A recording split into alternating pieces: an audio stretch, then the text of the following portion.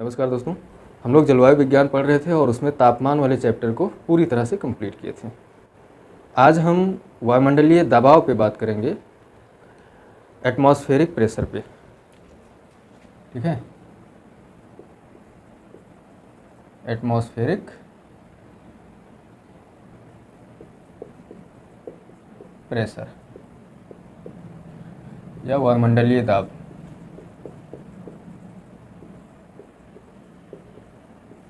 ठीक है, बहुत ही महत्वपूर्ण चैप्टर है क्योंकि पृथ्वी पर या वायुमंडल में होने वाली जो जितने भी विक्षोभ हैं उन सब के पीछे कहीं ना कहीं वायुमंडलीय दबाव का एक बहुत बड़ा योगदान है।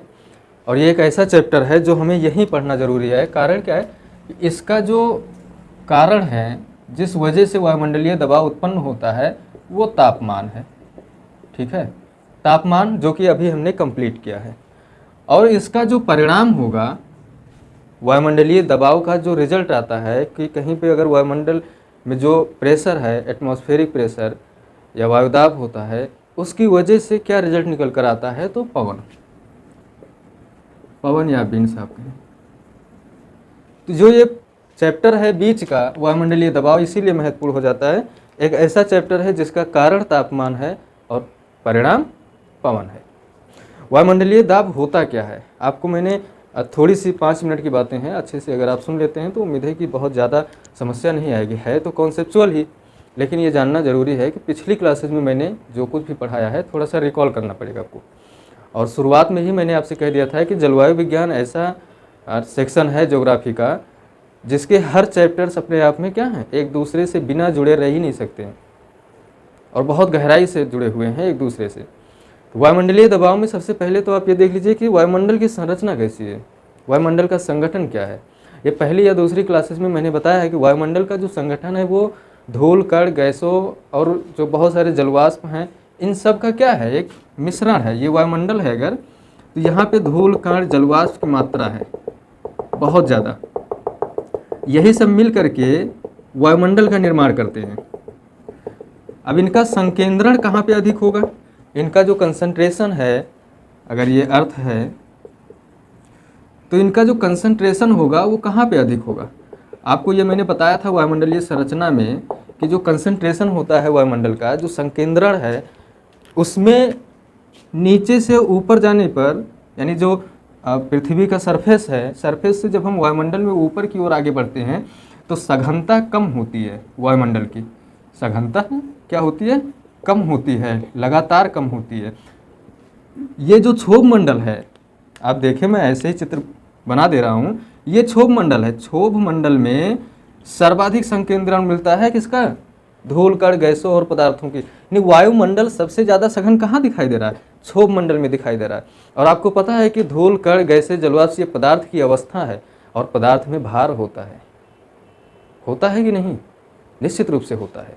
तो अब बताइए कि जब आप वायुमंडल में ऊपर की ओर, मान लीजिए कि कोई व्यक्ति यहाँ पर खड़ा है, सपोज कीजिए कि कोई व्यक्ति यहाँ पर क्या है, खड़ा है, इसके ऊपर कितना भार लग रहा होगा, वायुमंडल दबाव डाल रहा होगा ना, निश्चित रूप से दबाव डालेगा क्योंकि वायुमंडल क्या है, पदार्थ है, वहाँ पे पदार्थ है और पदार्थ हैं अगर तो वो दबाव डालेंगे। क्यों डालेंगे दबाव, क्योंकि भाई पृथ्वी का गुरुत्वाकर्षण है और गुरुत्वाकर्षण बल जो है वो वायुमंडलीय संगठन को अपनी ओर खींच के रखता है। जब वायुमंडलीय संगठन को ये अपनी ओर खींच के रखेगी पृथ्वी, तो ये जो वायुमंडल में धूल, कण, गैस, पदार्थ ये सब हैं, ये सब क्या करेंगे, दबाव डालेंगे पृथ्वी के सतह पे, प्रेशर बनाएंगे नीचे की तरफ। तो जो व्यक्ति यहाँ पे खड़ा है इस पे ज़्यादा प्रेशर बनेगा, वायुमंडल का ज़्यादा दबाव होगा, या फिर जो व्यक्ति थोड़ा और ऊंचाई पे चला गया, यहाँ पे जो खड़ा है उस पे ज़्यादा बनेगा, या फिर जो व्यक्ति यहाँ पर है इस पे, इन तीनों में से किस पे ज़्यादा दबाव पड़ेगा। इसमें कोई शक नहीं कि ऊंचाई बढ़ने से अगर सघनता कम होती है वायुमंडल का तो फिर दबाव भी तो कम हो जाएगा, क्योंकि पदार्थ ही हैं जो दबाव डाल रहे हैं और पदार्थ तो ऊपर कम हो गए हैं। भाई जो व्यक्ति यहाँ खड़ा है, ये इसके सिर पे इतने वायुमंडल का दाब पड़ रहा है, कितना, ये इतना मोटा परत इसके सिर पे दबाव डाल रहा है। लेकिन जो व्यक्ति यहाँ पे खड़ा है, ये देखो, इसके ऊपर सिर्फ इतने ही वायुमंडल का दबाव पड़ रहा है, कितने वायुमंडल का, इतने ही। लेकिन जो व्यक्ति यहाँ पे है उसको देखो, इसके ऊपर और कम दाब पड़ रहा है। क्यों, क्योंकि ये यहाँ पे है और यहाँ से इतना ही वायुमंडल इसके ऊपर दबाव डालेगा। एक बात तो क्लियर हो गई कि वायुमंडलीय दबाव में हमें ऊंचाई जैसे जैसे बढ़ेगी वायुदाब वैसे वैसे कम होता जाएगा। क्यों कम होगा? क्योंकि वायुमंडल क्या है, वायुमंडल की सघनता कम हो जाती है, पदार्थों की मात्रा कम हो जाती है। तो जितना क्षेत्र वायुमंडल का आप पार कर जाओगे उतना क्षेत्र तो वायुदाब, उतने क्षेत्र का जो पदार्थ है वो तो आप उसका दबाव आप झेल ही नहीं सकते हो। तो वायुमंडल के विषय में, वायुमंडलीय संरचना में आपने ये बात सीखी थी कि जो क्षोभ मंडल है, समताप मंडल है, मध्य मंडल है, जैसे जैसे हम वायुमंडल में ऊपर जाते हैं वायुमंडल की सघनता कम होती जाती है। अगर सघनता कम हो जाएगी तो पदार्थ की मात्रा कम हो गई है, इसका अर्थ यही तो होगा। और अगर पदार्थ ही नहीं है तो दबाव कौन डालेगा? ये एक बात एकदम क्लियर रखिएगा। सबसे पहली चीज़ जो हमको जानना जरूरी है कि वायुमंडलीय दबाव क्या है। वायुमंडल क्या है? सिंपल सी परिभाषा है कि प्रति वर्ग सेंटीमीटर क्षेत्रफल पर, प्रति वर्ग सेंटीमीटर क्षेत्रफल पर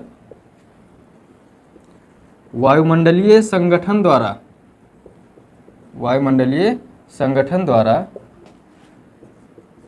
लगाया गया भार या दाब या दबाव क्या कहलाता है? वायुमंडलीय दबाव कहलाता है, एटमॉस्फेरिक प्रेशर कहलाता है। यानी 1 सेंटीमीटर, 1 वर्ग सेंटीमीटर के क्षेत्र में जितना भी दाब डाला जाए, अब ये दबाव जो है ये हर जगह एक समान नहीं होगा। हर जगह ये दाब वायुमंडल का एक समान नहीं होगा। क्यों नहीं होगा? क्योंकि समुद्र की सतह पर, अगर समुद्र की सतह पे खड़े रहो तो वायुमंडल के इतने वायुमंडल का भार आपको झेलना है। समुद्र की जब सतह पे आप होते हो तो इतने वायुमंडल का भार आपको झेलना है, जितना भी हो 400-500 किलोमीटर की ऊंचाई तक का जितना वायुमंडल है सबका भार। लेकिन यदि आप किसी पहाड़ी पे खड़े हो जाए यहाँ पे, तो यहाँ पर जब आप खड़े होंगे तो पूरे इतने वायुमंडल का भार आपको ऊपर आएगा या फिर सिर्फ इतने का आएगा, क्योंकि इतना तो आपके नीचे हो गया, इतना तो आप पार कर चुके हो। तो अब आपके ऊपर जो भार पड़ेगा वायुमंडल का वो इतना ही पड़ेगा। इसका अर्थ ये होगा कि वायुमंडलीय दबाव कभी भी एक जगह, हर स्थान पर या प्रत्येक स्थान पर एक समान नहीं होगा। ठीक है, ये प्रत्येक स्थान पर अलग अलग हो सकता है। वायुमंडलीय दबाव को मापते कैसे हैं? इसका मापक जो है बैरोमीटर इस्तेमाल किया जाता है इसको मापने के लिए, और जो इसकी यूनिट है MB कहलाती है, मिली बार। सबसे ज़्यादा फेमस यूनिट है, वैसे पास्कल वगैरह भी है, लेकिन जो सबसे ज़्यादा फेमस यूनिट है जिसका प्रयोग किया जाता है वो MB होता है, यानी मिली बार। ठीक है, मेगाबाइट मत समझ लीजिएगा। कभी कभी सवाल ये बन जाता है कि समुद्र की सतह पर वायुमंडल द्वारा लगाया गया भार कितना होता है। तो ध्यान रहे कि समुद्र की सतह पे आप कहीं भी चले जाइए, समुद्र की सतह पर जो एवरेज वायुदाब होगा 1034 ग्राम प्रति वर्ग सेंटीमीटर वायुमंडलीय दबाव होता है। कहीं कहीं 1013 ग्राम भी लिखा होता है। ठीक है, किताबों में। यूनिट नंबर्स पे मत जाइएगा, बहुत ज़्यादा परेशान मत होइएगा, क्योंकि ये नंबर्स चेंज होते रहते हैं। मैंने कहा कि वायुदाब कभी स्थिर नहीं रहता है, हर जगह अलग अलग स्थानों पे अलग अलग वायुदाब आपको मिलेगा। समुद्र के तल पर जब देखा जाएगा वायुदाब, तो पूरे वायुमंडल का जो भार होगा वो 1 वर्ग सेंटीमीटर पर 1034 ग्राम भार होगा। सोचिए कि अगर आपका सिर 24 वर्ग सेंटीमीटर का है तो आपके सिर पे कितना वजन रखा हुआ है वायुमंडल द्वारा? 24 किलो से ज़्यादा है कि नहीं? उसके बाद भी सिर दर्द नहीं होता है। सिर दर्द होता है किसी के टेंशन देने से या ओवरलोडेड वर्क करने से या किसी और कारण से सिर दर्द होगा। पर ये जो 24 किलो, 25 किलो, 30 किलो का वजन सिर पे रखा है वायुमंडल द्वारा, इससे दर्द नहीं होता है सिर। लेकिन यहाँ पे आप ध्यान में रखिएगा, ये यूनिट बहुत बार और बहुत परीक्षाओं में पूछा गया है कि प्रति वर्ग सेंटीमीटर पे कितना वायुदाब होता है। 2 नंबर्स आपको मिलेंगे, 1034 ग्राम भी मिलेगा, कहीं कहीं 1013 ग्राम भी मिल जाता है। ठीक है, तो सामान्यतः 1034 ग्राम ही मिलता है, और यूजीसी ने कई बार ये क्वेश्चन पूछ चुका है। मिली बार में इसको मापते हैं, बैरोमीटर इसका मापक है। और टेम्परेचर का मापक क्या है? थर्मामीटर। टेम्परेचर को थर्मामीटर से मापते हैं, तापमान को थर्मामीटर और वायुदाब बैरोमीटर। पिछली क्लासेस में मैंने ही आपको कई बार ये बात बताया है कि जो थर्मामीटर और बैरोमीटर होता है इसमें व्युत्क्रम संबंध होता है। व्युत्क्रम संबंध का मतलब ये होगा उल्टा संबंध होता है। अगर थर्मामीटर उठेगा तो बैरोमीटर क्या होगा? गिरेगा। यही व्युत्क्रम संबंध है।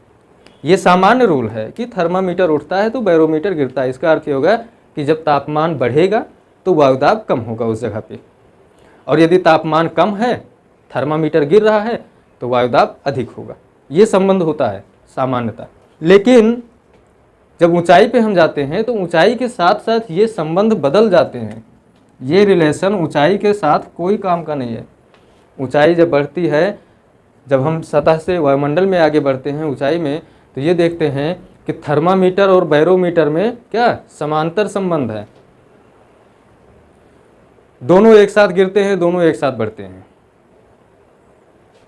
गिरावट ही आएगी क्योंकि वायुमंडल में आप मैंने बताया तापमान के वितरण में कि ऊंचाई बढ़ने के साथ साथ तापमान में गिरावट आती है। तापमान में भी गिरावट आती है और वायुदाब में भी गिरावट आती है। एक स्टेटमेंट कभी आपसे एग्जाम में पूछ सकता है कि ऊंचाई बढ़ने के साथ साथ, ऊंचाई बढ़ने के साथ साथ वायुदाब में कमी आती है। ठीक है, ये स्टेटमेंट इतना ही लिखा हुआ आपको मिल जाएगा। तो ऊंचाई बढ़ने के साथ साथ वायुदाब में कमी आती है, क्यों आती है? और इसका उत्तर जो मैंने शुरुआत में ही मैंने बता दिया कि ऊंचाई बढ़ने के साथ साथ वायुमंडलीय संगठन जो है वो क्या होता है? विरल होता है। वायुमंडलीय संगठन विरल हो जाता है। ठीक, वो मैंने बताया कि जैसे आप ऊंचाई बढ़ते हैं तो वायुमंडलीय संगठन जो है, धूल कण, गैस, जलवाष्प, इनका जो कंसंट्रेशन है, संकेंद्रण है, सर्वाधिक कहाँ पे होता है? सतह से लगा हुआ क्षोभमंडल के निचले मंडल में। तो जब आप ऊंचाई पे जाने लगते हैं तो वायुमंडल विरल होने लगता है। तो जब धूल कण, गैस की मात्रा वहाँ है ही नहीं, तो दबाव कौन डालेगा? तो इसी वजह से जब ऊंचाई बढ़ती है तो वायुमंडलीय दबाव जो है वो कम होने लगता है। ठीक है, जैसे मान लीजिए कि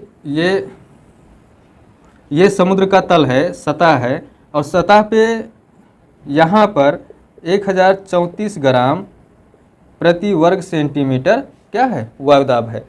लेकिन आप जरा सोचिए कि जब आप सतह पे हैं तब ऐसा है ना, और वायुमंडल मान लो यहाँ तक है, ये पूरा वायुमंडल क्षेत्र है। तो जब आप यहाँ पर हैं तब 1034 ग्राम भार आप पे लग रहा है, यानी पूरे वायुमंडल का इतना लगभग वायुमंडल आपके सिर पे है, इतना वायुमंडल आपके सिर पे है, ये वायुमंडल मान लो। लेकिन जब आप यहाँ पर पहुँच जाते हो, यहाँ पर थोड़ी सी ऊंचाई बढ़ जाती है, तो फिर आप क्या देखते हो? अब इस वायुमंडल में जो कंसंट्रेशन है गैसों का सबसे ज़्यादा इधर ही होगा। तो जब आप यहाँ पहुँच जाते हो तो ये देखो, आपके ऊपर आप कितना भार लग रहा होगा वायुमंडल का? निश्चित रूप से ये वाला हिस्सा तो कट के अलग हो गया, इतना तो लगेगा नहीं, तो इतना कम ही हुआ ना। अब आपके ऊपर सिर्फ और सिर्फ कितना भार लगेगा? ये इतना ही भार लगेगा। ऐसे जब आप यहाँ पे पहुँच जाते हैं पर्वत की चोटी पर, तो पर्वत की चोटी पे आप पर भार कितना लगेगा? इतना भार माइनस हो जाएगा, क्योंकि ये तो आपके नीचे है भार, नीचे से भार नहीं लग रहा है। लेकिन आपके ऊपर कितना वायुमंडल बचा है? मान लो इतना वायुमंडल कुल बचा है, और उसमें भी दिक्कत क्या है कि ऊपर वायुमंडल में पदार्थ ही नहीं है बहुत ज़्यादा, तो आप पे दबाव ऑटोमेटिक कम होता जाएगा। ये तो हो गया दबाव की स्थिति। लेकिन आप ऊंचाई के साथ तापमान में भी गिरावट आती है, ये भी आप पढ़ें। तो जैसे जैसे अब यहाँ पे अगर 40 डिग्री सेंटीग्रेड तापमान है, तो यहाँ जब आप पहुँचेंगे तो ऊंचाई के साथ साथ तापमान में गिरावट आएगी। 30 डिग्री सेंटीग्रेड हुआ, 15 डिग्री सेंटीग्रेड हुआ। क्यों होगा? क्योंकि 6.5 डिग्री सेंटीग्रेड तापमान गिरता है 1 किलोमीटर की ऊंचाई पे। और तापमान क्यों गिरता है ये भी मैंने बताया था, उसका भी कारण क्या है? वायुमंडलीय संगठन। क्योंकि जब सतह से हम दूर जाने लगते हैं तो वायुमंडल में पदार्थ कम होने लगता है, पदार्थों की सघनता कम हो जाती है। और पदार्थ ही तो हैं जो ऊष्मा का अवशोषण करते हैं, और जब पदार्थ ही नहीं है तो ऊष्मा का अवशोषण कौन करेगा? तो फिर तापमान में गिरावट आना तो तय है। तो कुल मिलाकर के मेन बात यही है कि आप ध्यान में रखिएगा, वायुदाब को लेकर ऊंचाई से अगर प्रश्न बने कि ऊंचाई के साथ साथ वायुदाब में कमी आती है, तो ये बात सही है। ऊंचाई के साथ साथ तापमान में भी कमी आती है, ये भी बात सही है। तो अगर कभी स्टेटमेंट बना दे कि नहीं ऊंचाई के साथ साथ तापमान और वायुदाब में समानांतर संबंध होता है, एक समान रूप से कम होते हैं, तो ये सही होगा। सामान्यतः जब हम वायुदाब का वितरण पढ़ेंगे तो वायुदाब का वितरण हमें दो तरीके से पढ़ना होगा, एक तो ऊर्ध्वाधर वितरण वर्टिकल, और दूसरा हॉरिजॉन्टल वितरण। ठीक है, तो जब हम 36 पढ़ेंगे तो वहाँ पे व्युत्क्रम संबंध होगा, अभी वो भी हम देखते हैं आगे कैसे होगा। एक स्टेटमेंट और है जो आप लिख लीजिए कि सामान्यतः ऊंचाई के साथ वायुदाब और तापमान में एक साथ कमी आती है।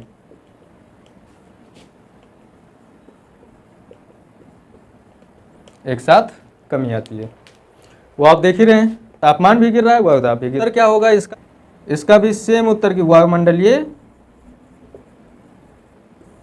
संगठन में विरलता आती है। वायुमंडलीय जो संगठन है, संगठन की सघनता कम हो जाती है,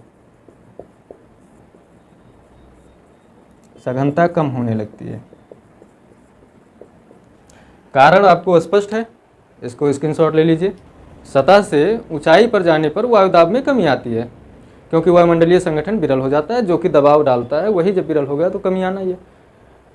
लेकिन विषुवत रेखीय क्षेत्र से ध्रुवीय क्षेत्र की ओर जाने पर क्या होगा, वायुदाब की स्थितियां कैसी होंगी? तो मैंने बताया आपको कि वायुमंडलीय दबाव का कारण क्या है, तापमान है, और परिणाम पवन है। कारण तापमान है, तो फिर तापमान का वितरण कैसा था? जब हम तापमान वाले चैप्टर में पढ़ रहे थे तो भूमध्य रेखा से ध्रुवीय क्षेत्र की ओर जाने पर तापमान में कमी आ रही थी कि नहीं? और मैंने बताया कि तापमान और वायुदाब में कैसा संबंध होता है? व्युत्क्रम संबंध होता है। यानी तापमान जब बढ़ेगा तो वायुदाब घटेगा, ठीक है? वायुदाब क्या होगा? घटेगा। अगर तापमान और वायुदाब में व्युत्क्रम संबंध है तो आप बताइए कि जब आपने टेम्परेचर का वितरण देखा था तो 0 डिग्री अक्षांश से लेकर के और यहाँ 90 डिग्री अक्षांश है, दोनों गोलार्धों की बात हम कर रहे हैं। 0 डिग्री से उत्तर की ओर जाने पर या ध्रुवीय क्षेत्र की ओर जाने पर और 0 डिग्री से दक्षिणी ध्रुव की ओर जाने पर तापमान में लगातार गिरावट आती है कि नहीं? तापमान में लगातार गिरावट आती है। क्यों गिरावट आती है? लगातार गिरावट आती है, कारण क्या है? सूर्य की किरणें। भाई सन यहां पर है, अगर सन अगर यहां पर है तो इसकी लंबवत किरणें पड़ रही हैं विषुवत रेखा पर, थोड़ी सी और लंबवत ही पड़ेंगी कर्क और मकर रेखा पर। लेकिन जैसे जैसे हम ध्रुवों की ओर जाना शुरू करेंगे किरणें तिरछी पड़ती जाएंगी। क्या होंगी? सूर्य की किरणें तिरछी पड़ेंगी। और जब सूर्य की किरणें ही तिरछी पड़ रही हैं तो सूर्य तप भी उसी हिसाब से कम ही प्राप्त होगा, और जब सूर्य तप कम प्राप्त होगा तो पृथ्वी को उष्मा कम मिल रही है तो तापमान नीचे गिर जाएगा कि नहीं गिरेगा? इसी वजह से पृथ्वी पर जब हम भूमध्य रेखा से ध्रुवों की ओर जाते हैं तो तापमान में गिरावट आती है दोनों गोलार्धों में। कारण सूर्य का लंबवत होना या तिरछा होना सूर्य के प्रकाश का। अब इससे प्रेशर कैसे संबंध रखता है? मैंने क्या कहा कि तापमान जब बढ़ेगा तब वायुदाब गिरेगा, और अगर तापमान गिरेगा तो वायुदाब उठेगा। ये क्षैतिज वितरण की बात मैं कर रहा हूँ। अभी आपने थोड़ी देर पहले देखा ऊर्ध्वाधर वितरण वायुदाब का, वहां पे ये स्थितियां नहीं है। तो ये आप देख रहे हैं कि ध्रुवीय क्षेत्र की ओर जाने पे तापमान में गिरावट आती है। तो जब तापमान में गिरावट आती है तो ध्रुवीय क्षेत्र की ओर जाने पर वायुदाब में क्या स्थितियां होंगी? वृद्धि होगी। होगी कि नहीं होगी? निश्चित रूप से होगी। अगर भाई कारण सूर्य की किरणें हैं कि तापमान कम हो रहा है तो परिणाम होगा कि भूमध्य रेखा से, ऐसा लिखिए, परिणाम होगा वायुदाब में वृद्धि। वायुदाब में वृद्धि, ठीक है?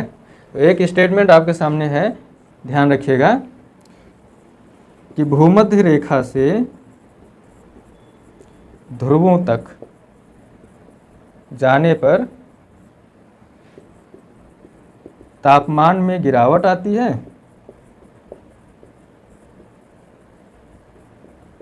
और वायुदाब में वृद्धि होती है।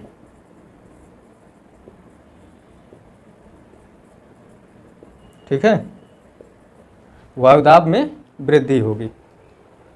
और इसी वजह से यही, और चूंकि पृथ्वी पर सबसे ज़्यादा हमको इन्हीं पे अध्ययन करना है, यही वजह है कि क्या स्टेटमेंट कहा गया है ऊपर वाला ये। अब आप समझ गए होंगे कि तापमान और वायुदाब में व्युत्क्रम संबंध मैंने क्यों बताया, क्योंकि ये स्टेटमेंट उसकी पूर्ति करता है। तो ये दोनों स्टेटमेंट यूजीसी नेट में कभी भी आपको दे सकता है, कथन और कारण में। तो वहाँ आप सोच समझ करके ही सही कीजिएगा। पेपर लगातार टफ हो रहा है यूजीसी नेट का, और यूपीएससी तो कर ही रहा है अपना, लेकिन यूजीसी वाले खास तौर पे इसको ध्यान रखेंगे कि इस तरीके के स्टेटमेंट ठीक ठाक मात्रा में आपसे पूछे जाते हैं। तो ये तो बात हो गई कुछ ऊर्ध्वाधर और क्षैतिज वितरण की वायुदाब की। क्षैतिज वितरण कि जब हम ऊंचाई पे जाते हैं तो क्या स्थितियां होती हैं वायुदाब के साथ, और जब हम सतह पे चलते हैं, ध्रुवीय क्षेत्रों की ओर बढ़ते हैं, तब क्या स्थिति होती है वायुदाब की। और वायुदाब और तापमान के बीच का संबंध भी आप समझ गए होंगे दोनों जगहों पर।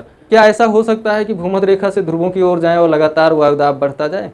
कोई ऐसी रेखा बनेगी कि हम ध्रुवीय क्षेत्र से बढ़ें और वायुदाब ऐसे ऐसे करके बढ़ता जाए? कोई ऐसी रेखा बनेगी कि हम विषुवत रेखा पे हैं और फिर ध्रुवों की ओर जाएं और ऐसे वायुदाब में इंक्रीजमेंट हो, ऐसे बढ़े वायुदाब? ये वृद्धि की रेखा है। ऐसा होता होगा क्या? ऐसा बिल्कुल नहीं है। यहाँ पे ये एक सामान्य स्टेटमेंट है, एक सामान्य स्टेटमेंट है कि ध्रुवीय क्षेत्र पे जाने पर हमें वायुदाब में वृद्धि मिलती है। लेकिन ये वृद्धि इतनी सीधी नहीं होती है कि आप शुरुआत यहाँ से करें और एक सीधी रेखा बनती जाए, नहीं। इस वृद्धि में असमानताएं भी बहुत ज़्यादा हैं। जैसे टेम्परेचर हम लोगों ने पढ़ा था, टेम्परेचर में हमने देखा था ना कि किसी स्थान विशेष के तापमान को बहुत सारे कारक होते हैं जो प्रभावित करते हैं, कम या ज़्यादा कर देते हैं। तो वायुदाब के वितरण को भी प्रभावित करने वाले बहुत सारे कारक हैं, और उन्हीं में से हम कुछ कारकों की चर्चा अभी कर लेते हैं कि किसी स्थान पे वायुदाब कम होगा या उस स्थान पे वायुदाब अधिक होगा। ये पूरे ग्रह की बात हो रही है जहाँ पे वायुदाब में वृद्धि होती है भूमध्य रेखा से ध्रुवों की ओर। लेकिन अब हमें कुछ स्थानीय क्षेत्रों में भी देखना चाहिए, कुछ कारक ऐसे भी हैं, फैक्टर्स हैं, जो किसी जगह पे वायुदाब को कम या ज़्यादा करने की क्षमता रखते हैं। उन कारकों को भी जान लेते हैं अभी, ठीक है। स्क्रीनशॉट ले लीजिए। पृथ्वी पर वायुदाब में होने वाले, वायुदाब में अंतर उत्पन्न करने वाले कुछ कारक।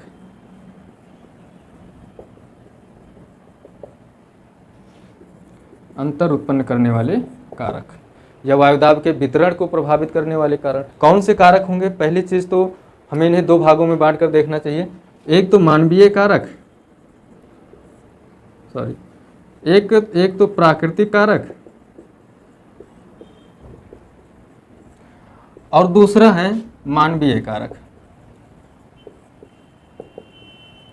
एक नेचुरल फैक्टर्स हो गए और दूसरा होगा मैन मेड। यही दो कारक हैं जिनकी वजह से कहीं ना कहीं किसी न किसी स्थान के वायुदाब में बदलाव आपको नजर आ जाता है। इन कारकों की चर्चा हम अगली क्लास में करेंगे और देखेंगे कि ये कैसे किसी स्थान विशेष के वायुदाब को प्रभावित करते हैं।